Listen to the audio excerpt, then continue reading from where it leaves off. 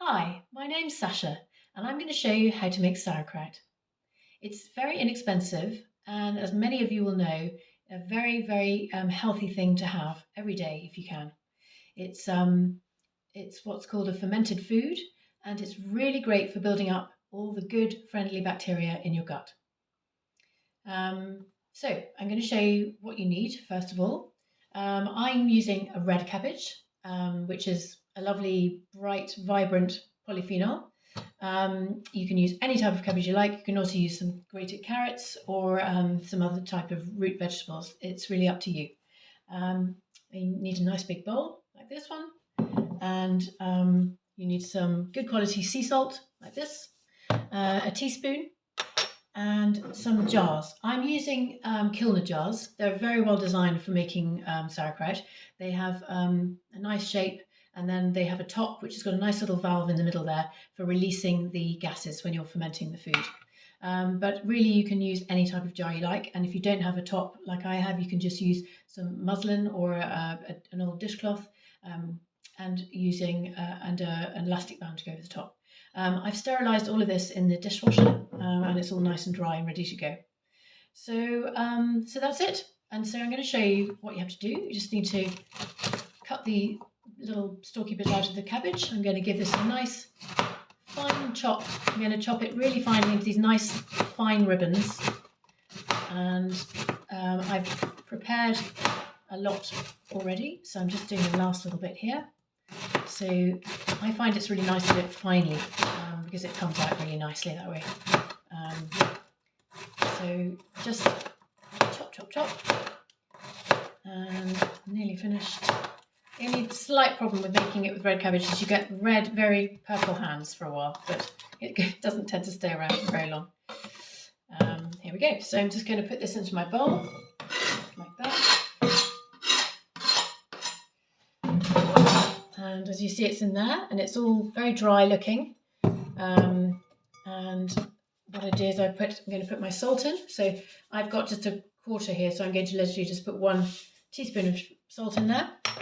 And so now what you do is you massage the cabbage with the salt, which takes a little while, but as you go along, you'll see that you just do this sort of movement here.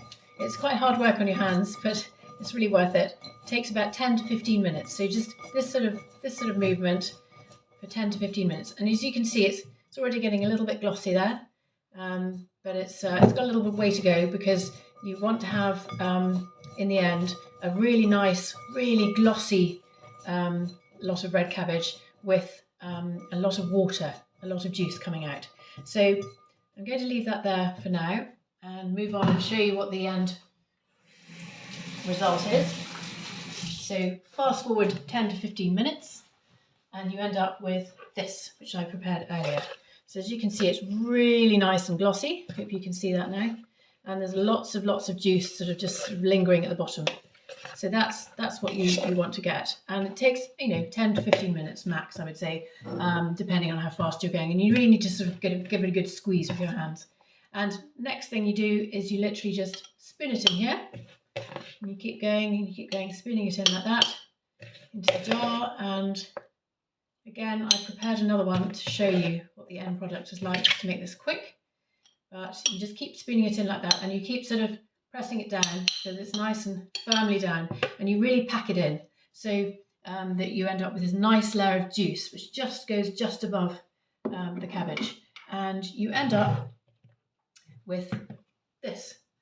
And this is the end result. So what you have is you have a really nicely packed red cabbage all down here, and as you can see at the top, there's just this nice layer.